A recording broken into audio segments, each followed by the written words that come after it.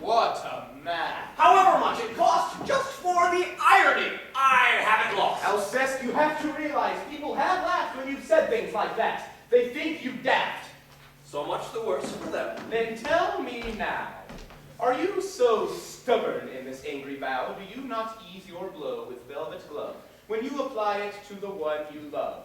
I'm so surprised to see these days that you, who hold the world in such a darkened view, with so much there to criticize and censure, might go so far on such a loving venture. And, even more amazing, is the selection of she upon whom you've bestowed affections.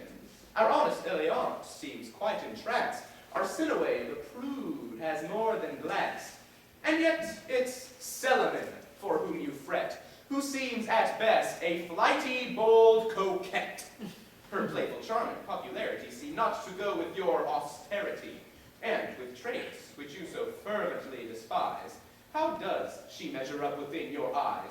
Are you so blind with love that you don't know, or do you just pretend it isn't so? Toward this widow, I don't sympathize so much that I have blinders on my eyes. I still see all her weaknesses and faults. I separate the truthful from the false. And yet, as numerous as these may be, she has a way of winning over me. I do not hesitate to give a voice, note every errant action, word, or choice. I find I cannot stem my adoration. I simply hope to give the inspiration to drive her vices out through my affection. Well, that would be a welcome new direction. You think she loves you then? Oh yes, I know it. I would not love her if she did not show it. Well, if you are so firm in your belief, why do your rivals fill you with such grief? A smitten heart does not want any neighbors. It's time she issued them their walking papers. I've come today to make that dictum clear. If I were you and had your options here, her cousin Eliant would be my pick. Her heart's tried and true, not sly and slick, and seems to hold you in a high regard. You might find life with her a bit less hard. That's true. My reason tells me I'm a fool, but over love, one's reason doesn't rule. I see this situation with some dread. Eliant is out, the servant said, and Celimon has likewise stepped away. But when I heard that you were here today, I had to come to say, sir, without bias, that my regard for you is of the highest, and it would gratify me to no end if I might count you as a cherished friend. This great esteem is purely towards your merit, and would be gratified if you might share it.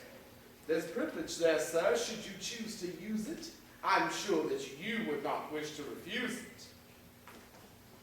It is to you, sir, my words were directed. You seem to be completely unaffected.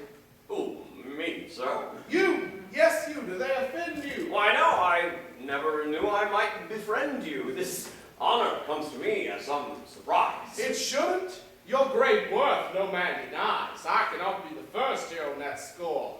The world must be the path to your front door. Sir. There shines light no brighter in our nation than your great merit, by my estimation. Sir. No, sir, none here match your noted worth. Here in this state, perhaps upon this earth. Sir. If I lie, may heaven take me now. And just allow me to take you, sir, in my embrace, to show the heart in which you hold a place. Your hand, sir, let me clasp it here to show my friendship. Sir. What's this? You would say no. The honor with which you endear me thusly is one which I would take quite seriously. I do so value friendship, there's a danger of bestowing it on one somewhat a stranger. Such friendship would be of much lesser worth when thinly spread to everyone on earth. Such bonds demand a more overt selection, and so before declaring such connection, let our new acquaintance take some root to see if friendship might give off a shoot. We might regret it if we tried to force a friendship through an unfamiliar course. Good God, man, I agree right to the letter. And all this makes me love you even better. We'll let our friendship grow a tender flower, and meanwhile should it be within my power to tender any preference or some boon you'll find that my goodwill is opportune. You know the king treats me with some due deference, and should you find some matter needing preference, I might obtain some special dispensation, or else perhaps outside consideration. To wit, I am your servant, and as such, since of your wit I've heard so very much, I have this sonnet, which I penned this week, and I would dearly treasure your critique. I'm thinking of procuring publication. Oh, sir, you don't want my consideration upon your composition. Why? I tend to such sincerity that I offend. To get advice that's not sincere is futile. I beg you, please, give me your thoughts. Be brutal. I would not want your feelings to be spared. All right, then. My opinion shall be aired. A sonnet. It's a sonnet. Hope! It's to a lady I once hoped I might pursue. Hope! It's just a tender little thing. Kind of pretty. We'll soon see. Hope! I would quite like to know how it ought to go, particularly if you like the phrasing. We'll see. We'll see. Oh, something quite amazing. It was but a quarter hour to complete it. It's not the time that matters, sir. Please, read it. 'Tis true that hope should comfort us, distracting from life's shocks and jolts. But Phyllis, it stirs greater fuss, if from its blocks it never bolts. Oh, that's a clever little twist. What's that? Did you hear something that I missed? There was a smile you shared with me and chased off all my idle doubt.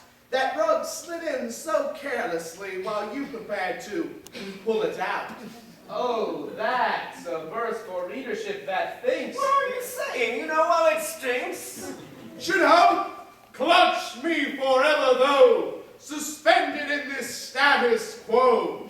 'Tis only death keeps honest score. It takes from me the dreadful snare, as Phyllis offers but despair, when hope confounds forevermore.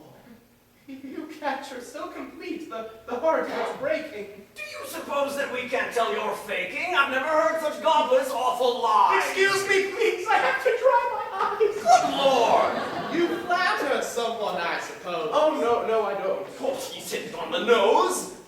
But you, sir, promised me your expertise. I want to know what you think of my piece. Such questions, sir, are not an idle jest. We all would like to hear that we're the best.